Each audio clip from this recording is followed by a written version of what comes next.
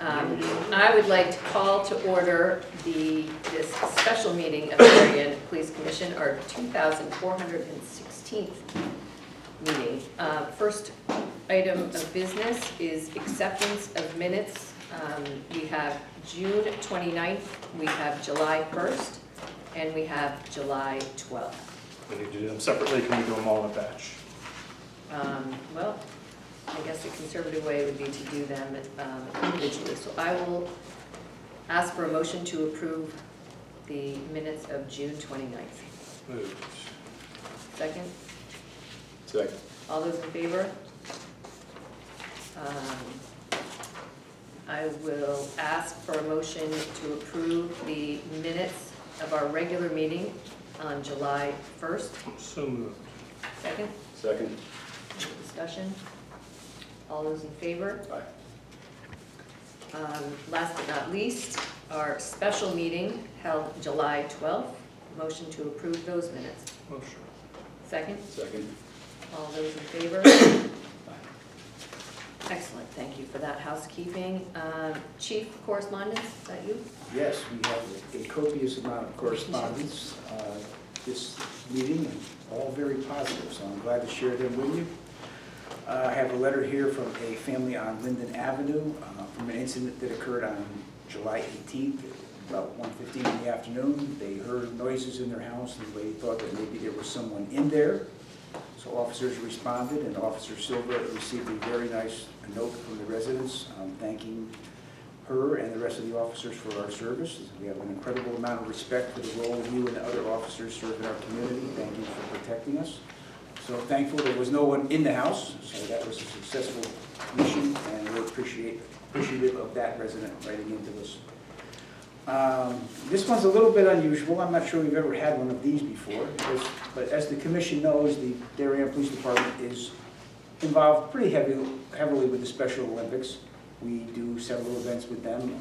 For years I've been giving out the medals at the Special Olympics here at the YMCA, but Torch Run is another event that comes through that our officers engage in every year, and we did it this year. And as it turned out, Officer Kathleen Kate Gelino was running in the event. The person that was supposed to be singing the national anthem failed to materialize, so Officer Gelino dusted off her pipes and sang the national anthem. And we did get a nice note here from Sharon Rosum, Special Olympics, thanking Officer Gelino for stepping up to the plate, and her rousing rendition of the national anthem was well received. So another very, very heartening letter to get, so thanks to Kate for doing that. I have a letter here dated July 1st, a collision that occurred from Stanford resident, I believe. They were driving to Palmer's, and they struck a deer on Ledge Road, and the officers responded and took care of business with the deer. The deer had to be euthanized, but the Stanford resident was very happy for Officer Cusano's service to her that day. So, He's actually been recognized over the past couple of meetings with thank you, so it's pretty good. the last, but certainly not least, our Marine Division. We received a letter from the VP of Development for Sound Waters. The Marine Division was out supporting their flotilla recently. We have more paddlers than ever before, and we're appreciative of the Darien Police Department's support. The event was great, and they took time to let us know as well. So we're out there serving the bowling public, and much appreciated from those folks. So that's what I have on correspondence. Excellent. Department activity, Captain? Yes. This is going to run from July 1st and right up until yesterday. On July 1st, a 45-year-old Darien woman was arrested for her role in a domestic violence incident. On July 2nd, a 27-year-old Stanford woman was arrested for DWI after she tried to leave the scene of an accident she was involved in on Center Street at approximately 9 p.m. On July 8th, a 22-year-old Stratford man was arrested by warrant for burglary third, larceny first, and illegal use of a credit card for his role in a burglary, theft of an unlocked vehicle with the keys in it, and subsequent vehicle pursuit in the Long Neck Point, Goodwives River Road area back in December of 2020. On July 8th, an 18-year-old Bridgeport man was arrested by warrant for burglary, identity theft, illegal use of a credit card, and larceny 6 for his role in the burglary of an unlocked vehicle on Nearwater Lane in March of this year. On July 11th, officers from this agency were sent to the city of Norwalk on a blue plan activation for an armed, intoxicated man who had barricaded himself in his home and was threatening to kill others. On July 13th, detectives extradited a 31-year-old Brooklyn, New York man from a correctional facility in New Jersey. The man was charged with forgery first, and larceny for his involvement in passing counterfeit currency at local establishments in the fall of 2017. On July 14th, a 25-year-old Darien man was arrested for interfering with an investigation and violations of conditions of release stemming from a domestic violence incident he was arrested for in December of 2020. On July 24th, a 20-year-old Bridgeport man was arrested for breach of peace for his role in an altercation outside of Ernie's Cafe on Tokenique Road. On July 26th, a 34-year-old male and a 35-year-old female from Darien were arrested for their roles in the domestic violence incident. Since July 1st, the Patrol Division and Traffic Division have conducted 96 traffic stops in numerous areas of town. In the same period, July 1st up until yesterday, we've had 3 overnight burglaries of unlocked cars, 4 stolen cars which were left unlocked with the keys in it, one of which was left running outside of Post Corner Pizza. We had 34 motor vehicle accidents in this same time period, and 11 that involved minor injuries. Once again, the majority of them were on Route 1. Can I just, somebody left their car running outside of Post Corner Pizza, and in that time, somebody got in and stole the car. Yeah. Unfortunately, it happened to be a delivery driver. Still, We had one of those similar last year at the gas station out here on the Post Road. It's just time and circumstance collide, and you're at the wrong place at the wrong time. If I could just remind maybe the folks at home that are watching this, every commission meeting, we have some report of domestic violence, right? It does happen. I should remind people that under the Connecticut state statutes, domestic violence, when there's probable cause that a crime occurred, police officers are mandated by law to make an arrest. That is the only statute where a police officer is mandated to make an arrest if there's probable cause. So when we go there, and it does involve domestic violence, that's why you see them occurring with regularity, because it is the law. And when they get down there, they get into usually family court, and they can solve the issue there, and most of the time they're very successful, either with a program or some type of mediation. So, the domestic violence, we take it very seriously. The system seems to be working very well from our perspective with our domestic violence liaisons. But when you see every month we have domestic violence incidents and arrests being made, we are mandated to make those arrests. So just to remind the public why that is. okay, any other questions? Old business, building issues. Captain Shredders. Actually, the chief and I spoke with Tony Campanello this morning, and he's trying to get a meeting with the original people that we spoke with, Automated Logic, at the start of this, renovating our HVAC system. So I haven't heard back from him yet, but hopefully we'll get a meeting soon to finally get an answer about the different set points and things that seem to be not working correctly here. Although the system is working, it is not working to the level that I believe was promised to us, so we will keep on that. We're not sweltering, we're not 90 degrees in the back of the building, but there's still assistance and in the system there's adjustments that have to be made. So, And are they making them and they're just not effective, or we're having trouble getting them to now return our phone calls? it's the latter. So Tony and folks at DPW are working to get someone down here where we can have a root beer summit and sit across the table and find out where we're headed to get this resolved. Well, it's comfortable in here now, so. Right. Seems to be I'm working. appreciative of that fact, but I am Today. definitely distressed to hear that we're still dealing with that. And okay, entry-level update. We hired one officer sworn in by Commissioner Hayes on Monday, Derek Glasser, from formerly of Trumbull PD. We have 2 additional vacancies. We have a candidate going for a polygraph examination on Thursday, and then we have one other possible candidate waiting in the wings, so we're still working on getting to a full complement of officers. Unfortunately, we have a number of officers injured, and Yeah, sure. Is the third candidate a certified officer, or is that someone that would go through training? it would be an entry level. Entry level?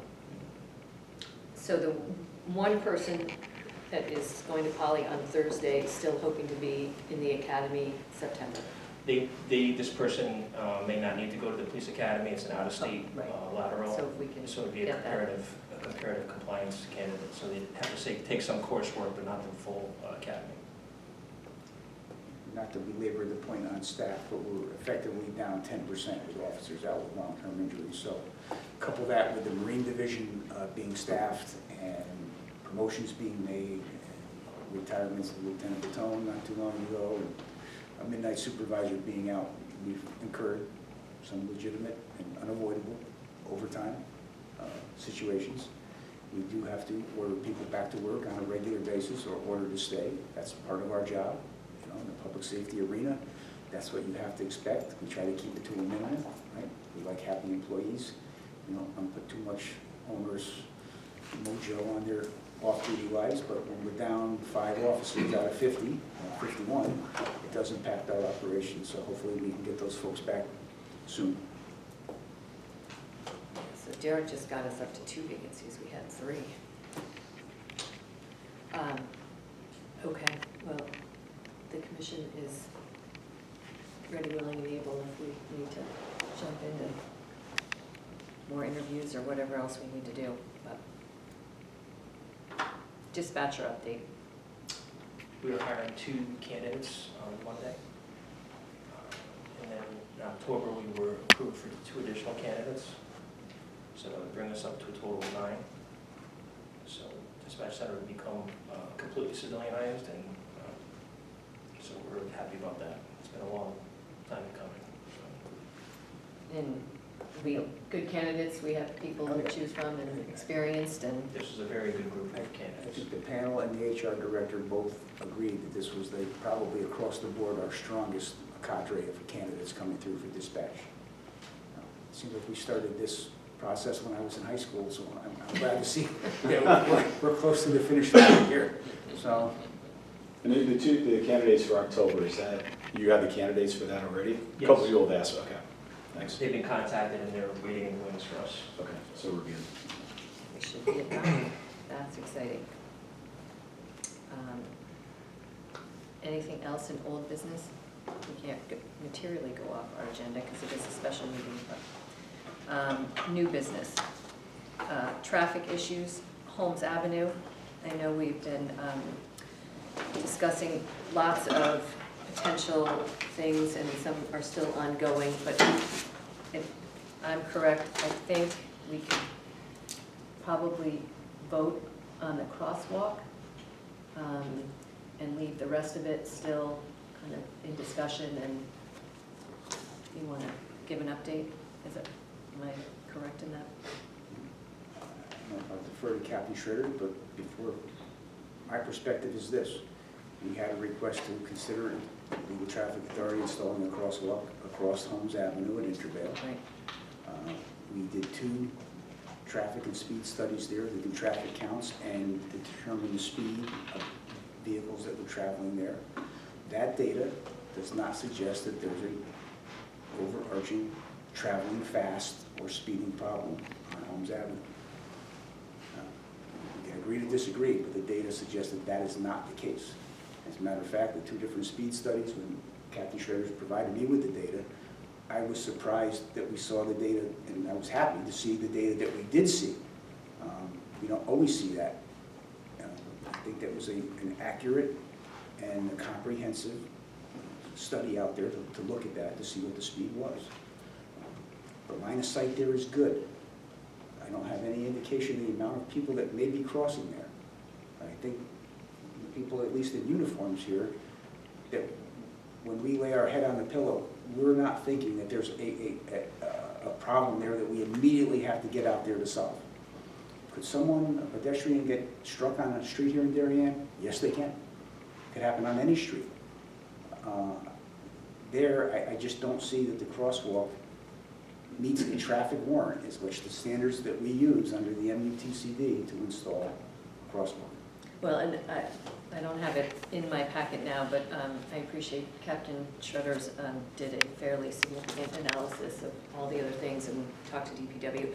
I feel comfortable, it's been on our agenda, we've discussed it with the neighbors, we've discussed it last meeting. Any other things, but I feel like we can vote yes or no on that, and then I recommend we continue talking about, I know we're still in discussion with a crosswalk at the end of Holmes Avenue and a crosswalk on Abbey, and I know at least one of them has ADA compliant sidewalks, so is that Abbey? Abbey. Abbey, so it would certainly be easier to put in the crosswalk, and we'll have to look at the end of Holmes. But there's lots of other things, I mean, no rush to decide anything else. We can continue to put it on our agenda and talk with the neighbors, but I recommend that we take a vote on the crosswalk at Intervale so we can move on from that. Is that all right with Yep. my fellow commissioners? My recommendation is that we do not install a crosswalk at Intervale on Holmes Avenue based on the two traffic studies, the discussions with DPW, and the kind of comprehensive analysis provided by Captain Shudders, who's part of the Legal Traffic Affair Authority. So that is my motion. Is that right, Jan? You want a motion to not approve? It's kind of a double negative, but. Yeah, that's right. I'll second the motion. Any other discussion that anyone? Okay, all those in favor? Aye. All right, and we will figure out how to move forward and finally figure out where the crosswalks at the end of those two roads can go, and whether we think that's a good idea or all the other things, but I'm good with everybody? I do think the public works director is, you know, at least base level supportive of potentially putting crosswalks in there as well. Typically, when you see ADA compliant ramps installed, it usually is in conjunction with the crosswalk. You know, the crosswalk under statute exists already at both of those locations. It's not a marked crosswalk, but under statute, there is a crosswalk there already. So putting a marked crosswalk in is not, when the ramps are there, it's not that much of a stretch. Okay, well, again, And it's a controlled intersection at both locations. Yeah. Controlled, stop sign controlled. all right, well, let's keep pushing forward on whatever we need to do to confirm that they can go in, and DPW's ready with the paint, and if Holmes doesn't work, we'll have to do that. Parking lot, rear of 893 to 899 Post Road. All right, so I'll jump in on this one. So when I started back in the dark ages, you could exit the back of the parking lot where Koenig Art Emporium was. Now it's Mathnasium or Baskin and what's- Robbins back in the Baskin-Robbins, day. Subway. Come on, we can go back Johnny's. further than. So, but when the town, I think the blacksmith was there at one point too, you know, so when the town did the enhancements and put the driveway up and made it a lot nicer going up behind 20 West Avenue to that, is that Tilly Pond parking? I forget what it Was the Bank of Darien forever, but now it's, I think, you know, it's a Harrison. municipal lot back there as well. And that was the point where that little driveway coming out onto West Avenue was closed. There's a gate there now, you could open it in an emergency. Got a request from Jeremy Ginsburg at Planning and Zoning, whether the Legal Traffic Authority would revisit whether or not that could be reopened. Now, the reason it was closed, and Darren Ostafine, who's been here for a long time, as I have been, knows that what was happening there. People were using that back parking lot to avoid the traffic light at Mansfield Avenue, which is a no turn on red, to get to the train when they were late for the train. So they're zipping through that parking lot and coming out there to come out onto West Avenue. And I think I asked. But wouldn't they take a right further up? They You could- came all the way down? They didn't go across the lake? I mean, I'm trying to think of No, who's. they would come down there and get stuck at that light and come through. Yeah, we would have to take a It would be left quicker, yeah. from Lake onto West Avenue. Yeah, and I'm not sure the driveway going up the hill now to that Tilly Pond parking never existed in that, the way it does now. There might have been a way to get up there, but not like it is now. The only issue that I have here is that it's very, very tight, and it is very, very limited of line of sight. You talk about potential vehicle and pedestrian conflicts coming out of that little tiny driveway out onto West Avenue. And the problem that we're having there now is people are coming to some of those shops or dropping their kids off. They can't effectively turn around and go Yeah, back no, out. it is. Are the store owners requesting that? Yeah, who's requesting it? Who? Where do they request it? Yeah, I think it's coming from the store owners, from the people that, probably the learning centers, whatever, I think there might be more than one brand in there, learning center, but that's, I think, where it's coming from. Is there a history of accidents there? We don't live in. Well, it's been closed for so long, our data, it's been closed since, I think, sometime in the 90s. Does it make sense to do it on a trial basis weekends only? Or do we want to do a trial basis for a month, weekdays and weekends? Would you make it exit, I mean, to me, I get it, because you can't, if you're going down to the end, whether you're picking up at Little Thai Kitchen, or you're dropping your kid off, or, I mean, there are stores down there, you can't see whether there are parking spaces till you get all the way down there, and then you're boxed, and you're having to do an 80-point turn to get around. So it isn't ideal, but I'm worried about the in and the out, because I think it's only one lane, it's not two lanes, No, is it? it's barely one lane. Right. I'm not even sure a large delivery truck can make it through there. If they did, it would be a tight squeeze. I don't know if enforceable, but to me, the problem is when people get down there, there's nowhere to go. So it would tell me it should be an exit only. So if you get down there, you can leave that way. I wouldn't want people coming in that way. Yeah, it's never been an in as far as Okay. I know, even at that point. If it was an in, it would have to be only an in, coming so if in it's off one West way, Avenue. yeah. The benefit, it would potentially create less congestion on Mansfield Avenue by the post road as well, people exiting and entering there. But we That does don't, yeah, but we do not want people using that municipal parking area as a cut through for a roadway. Yep. That's not, that wouldn't be ideal for me to open that up to offer them the opportunity. Do they do it? Sure. Do they go up through the Tilly Pond lot and come out to West Avenue on the other side of, what used to be Darien Row 8 and Bank? Sure they do. If But you're I gonna do don't that, want you would to, cut over you know, further I out. don't want to advertise this as a alternate roadway. It really would be for the people that are using Yeah, those it's the stores parking lot. to get out. Now, ideally, if I could wave my magic wand, there would be some kind of button there that a pedestrian could push, and the light would come on over there to warn people that might be coming out of that driveway, there is a pedestrian here that's looking to cross. That's my only apprehension there. Is the- You really can't see until the front of your car is past the building. So you can't see if Cleaners. somebody's walking in Would front of there generally be a it's- stop sign there? There would have to be, it would have to be stop controlled. But the only way that you could stop, and then you would still have to inch You'd have forward. Still have to You inch wouldn't out. be able to stop and see a pedestrian, it would be too late. Is there a, totally, so that when you're coming out, there is a stop sign, but it also has a little bit of a, I don't know, Well, bumper, Well, some here- other slope. here is a treatment where you could put in a true speed bump. Not a speed hump, you could put in a speed bump because it is not That's a what I'm roadway. thinking, so that you force people to, I don't foresee that we're gonna have any type of high-speed collisions there with pedestrians. Well, No. Could it happen? Sure it could. Do you have a recommendation? Should we have a trial on it? Should we do weekends only, or I'll just go back to that, should we try it for a month, or do you suggest we don't do this? Did the commission get a chance to go down and actually look I at it? did. If we do it on a trial basis, the commission will have to vote to make that a right turn only coming out of there, at least provisionally, and signage would have to be installed. There's no way you should be coming out of that driveway and trying to make a left onto West Avenue. No. People are gonna do it, they might. I'm not averse to trying it, but there is some apprehension there, just, it's really not, you wouldn't build it that way anymore. There's no real way to fix it, to make it wider or to make the line of sight substantially better. If you have cars parked in front of Little Thai Kitchen there and all the way down that block, it's gonna be hard to look left to clear to make a right turn. Like, it's not a great, It's not. Well, and half the time, the cars are backed up anyway, so you're trying to make a left into a line of cars that aren't necessarily gonna let you in. and that turning radius stinks to begin with. Yeah, you're already almost at the intersection there. You almost can't take a left, not that people will try.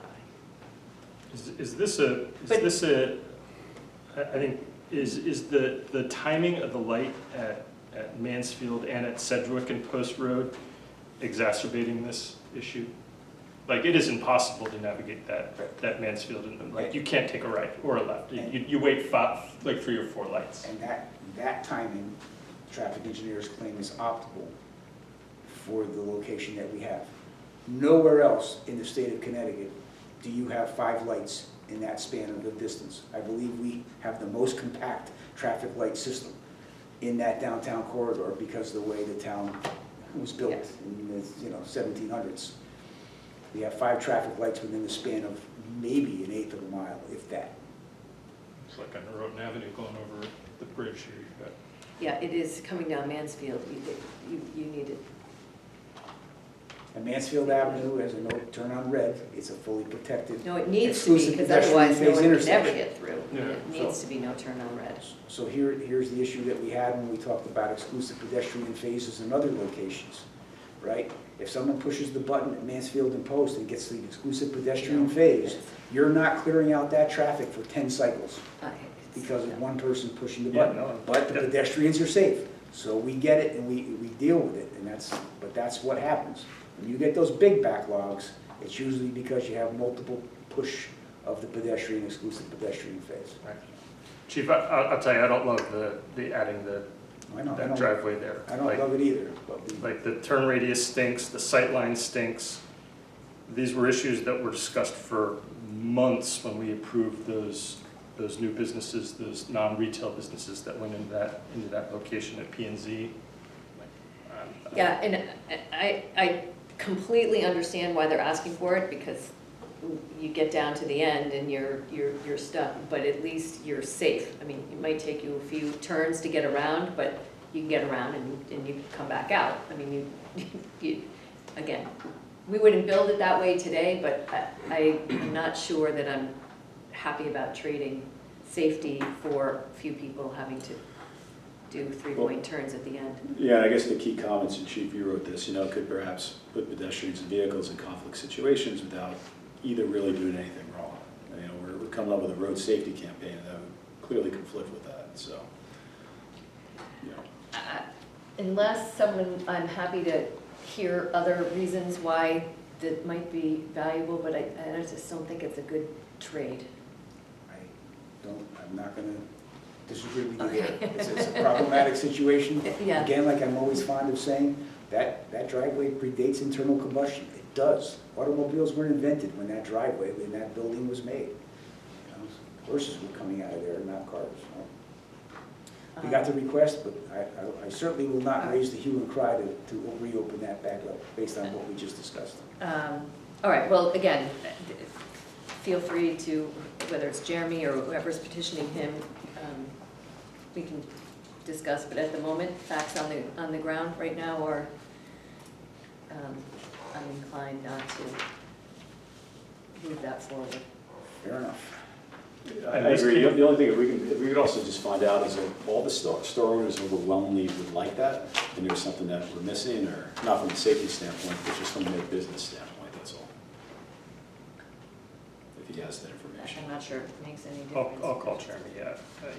Like, the chain of emails starts from Bob to Jeremy, but it never really gives a rationale as to why it seems like times pick up at the restaurant and then drop off and pick off at Kumon can be in conflict, but, yeah.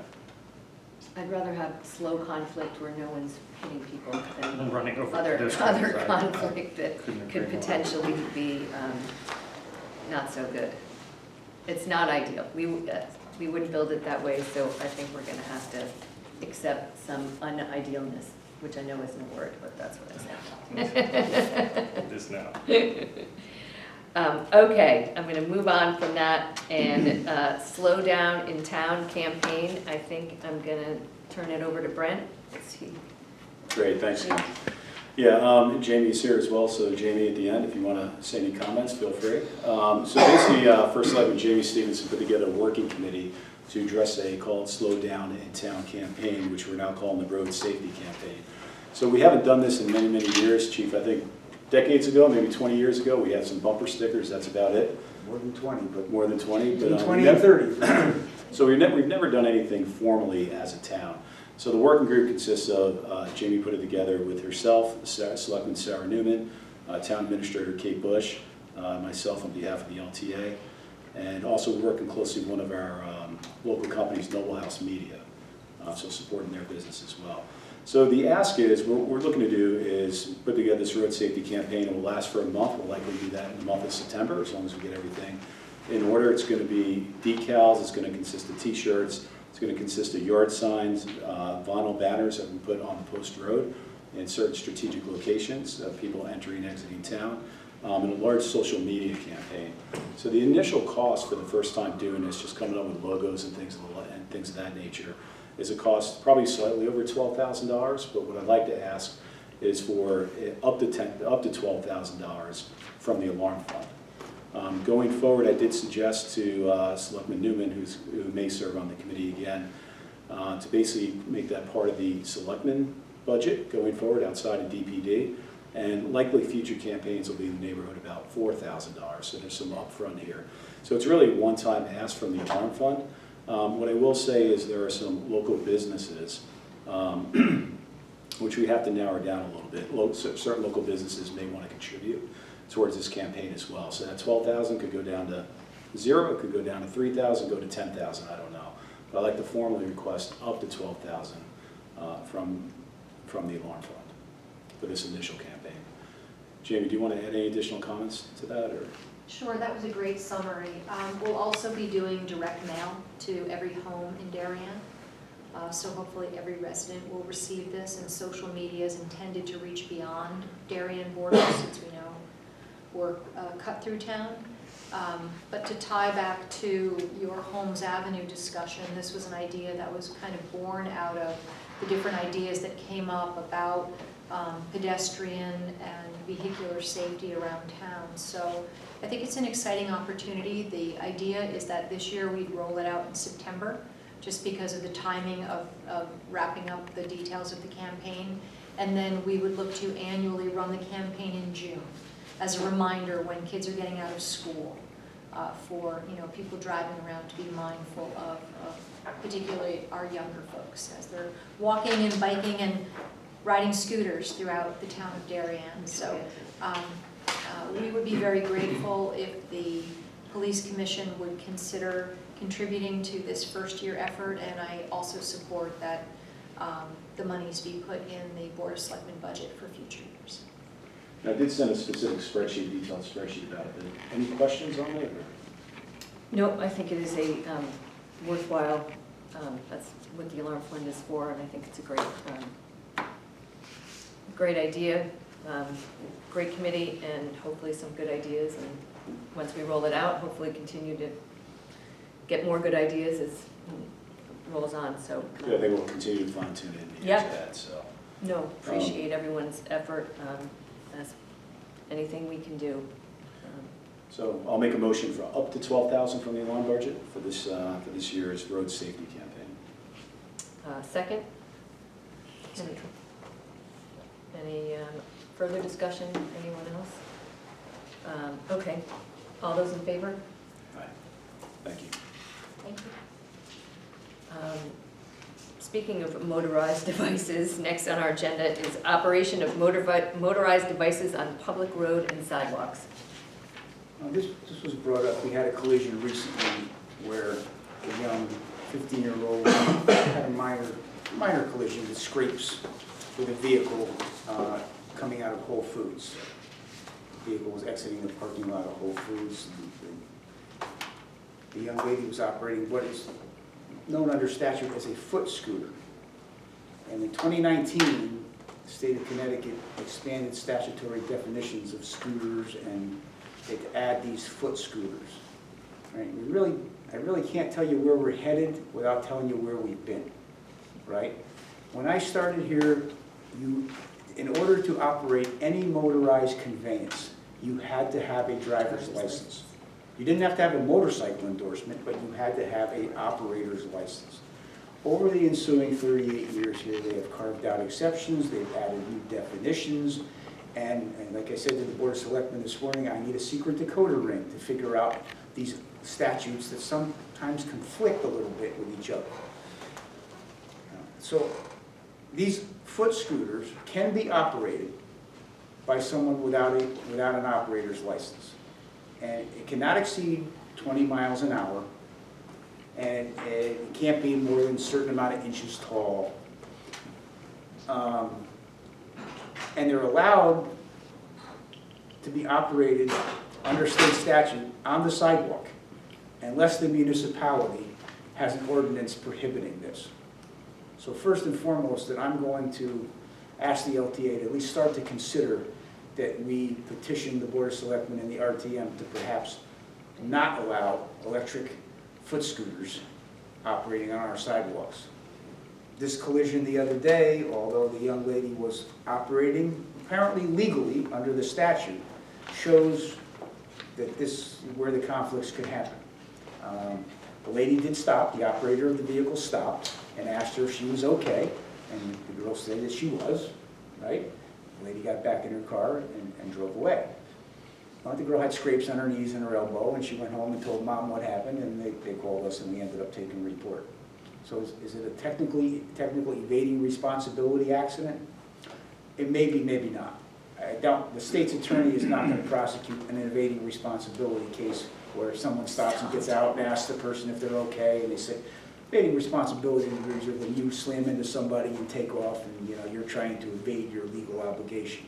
I'm not sure we could prove that in this case, but thankfully it wasn't worse. But it does point to the conflicts of these motorized vehicles, and you see them right everywhere. So we have foot scooters, we have bicycles. We now have bicycles 1, 2, and 3 that are electric bicycles that are different, and some you can operate on a sidewalk, some you cannot. We have mini motorcycles under statute that are not allowed to be operated on any public sidewalk or roadway in the state of Connecticut. Then you have, scooters under 49 cc's that you can operate on public highways with an operator's license. So you have all these varying different motorized conveyances where it was very simple. You couldn't do it. You had to have a driver's license. You could operate a moped, but it had to have pedals. Well, that went away. You didn't have to have pedals anymore. So here's more statutes where the police have to try to figure out all these statutes, what they mean. So in this accident, thankfully it wasn't worse. I know it did get a little, maybe some chatter on the internet.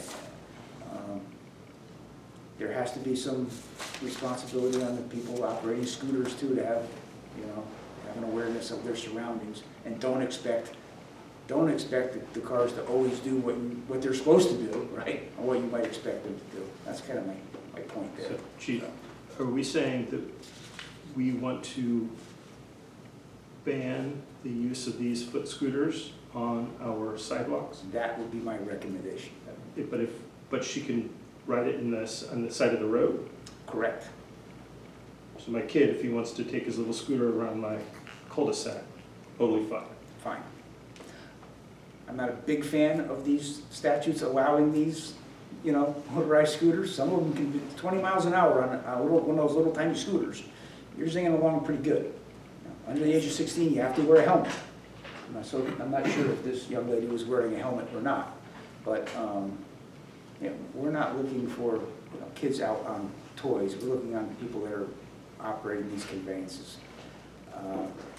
Down where my kids go to college, they're called Birds down there. They're all the same. They're these electric scooters that you can rent. You go on your phone, you go on an app, you pick it up on the sidewalk, and you drive it to wherever you want. You dump it on the sidewalk and you leave it, and during the night, the Bird Company guys come and charge them up and they throw them back out there again. And they have had many, many accidents in that college town, and I drive there, as you folks know, enough to see what is happening with these Bird scooters.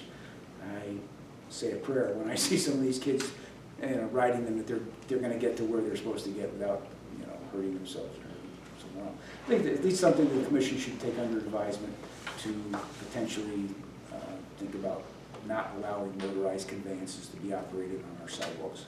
No, we should start thinking about it and start keeping our eyes peeled and look to see who's out, and there is a process I assume we will go through too.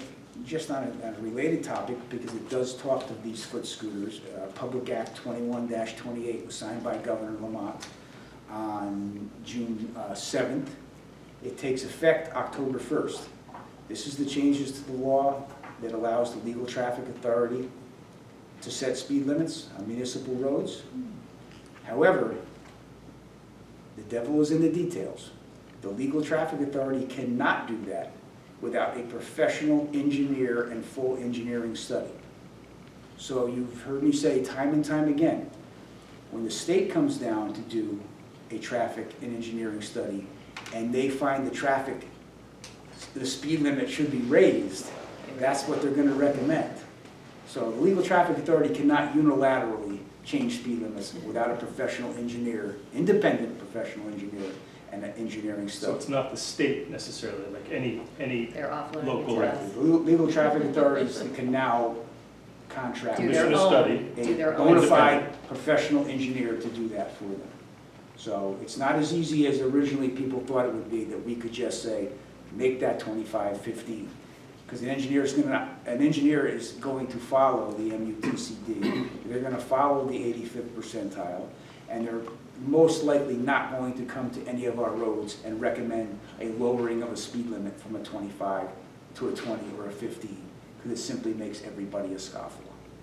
So just on that, and the other thing, in this same, and I'll get this to the commission, because I know we love sitting up at night reading these traffic things. This is also has changed, as of October 1st, the rules on crosswalks, right? Where now the statute requires the pedestrian to be in the crosswalk. October 1st, that will change. So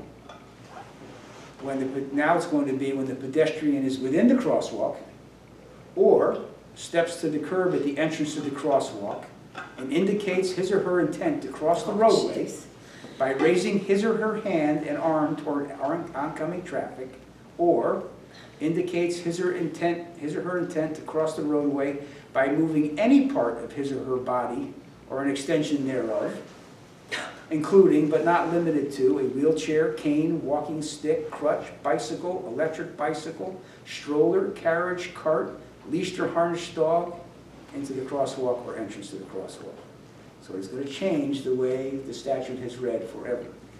Now a vehicle will be required to stop. If I'm in front of CVS, or that's a control by a traffic light, but if I'm in a crosswalk and I stick my leg out or I wave my arm, the car is now going to be required to stop for you where they were not required to stop before. I think if you're waving your arm, most people would stop. But I think it's always been a little gray on what people were doing. So I'm not sure that this is more or less gray, because people treat crosswalks differently every time they. We might have to go on an education campaign on crosswalks too. As representatives of the Legal Traffic Authority, we will certainly have a social media Yes, and thank press release on the changes in this law. Yeah. What it doesn't change is the pedestrian's ability to simply walk out in front of a car without due regard for their own safety. It doesn't allow Well, you to do and that. that was my point, which is it's the technicalities of it, but the real education is whether you've stuck your leg out or you're waving. What we don't want is people taunting it's my right of way, I'm coming out. Well, and I think that goes back to the false sense of security that we spoke Correct. about in previous meetings. I think McLaren, Mansfield is a really good example of that, where you see people constantly step out to the road and cars do not stop, right? So, No, it's both, we need an education, anyway, please forward that to us so we can dive in and figure out, but I do feel like there's, and maybe it's next year's road safety campaign can have a crosswalk overlay to it, or each year will be a theme or something, but I think there's ample opportunity for us to road safety and crosswalk safety.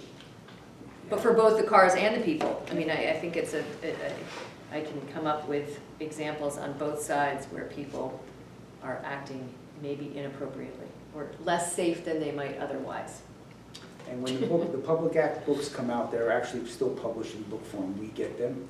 So, if you happen to be on a beach instead of a New York Times bestseller, we're reading the public acts, and we do get training from the state's attorney's office on the public acts that are going to affect law enforcement operation.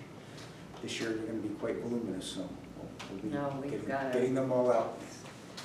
We have our, Chief, they do have them electronically as well, I think. here's his Give me an calendar, old-fashioned Fred, book. here's the calendar. Book in my highlighter has truly served me well thus far in my life. Okay. I never like to see this on the agenda, but resignation of Officer Eric Holder. I would certainly like to recognize the, 3 years of service, 3 years that Officer Eric Holder gave us. He is moving on to some other vocation. Now, I don't know all the ins and outs of why he's making that choice, but I do have some idea as to why. The changing in the police profession is certainly, the elephant in the room. We all know there's changes occurring to the police profession, and some people just may choose that it's not going to be for them. The uncertainty of what this job might evolve into. But he was a fine officer, highly regarded by the administrative staff and by his peers, and we sat down and spoke with him at length. He has nothing but glowing reports to tell anyone about the Darien Police Department from top to bottom. It had nothing to do with anyone here, not the administration, not the commission, and certainly not the townsfolk.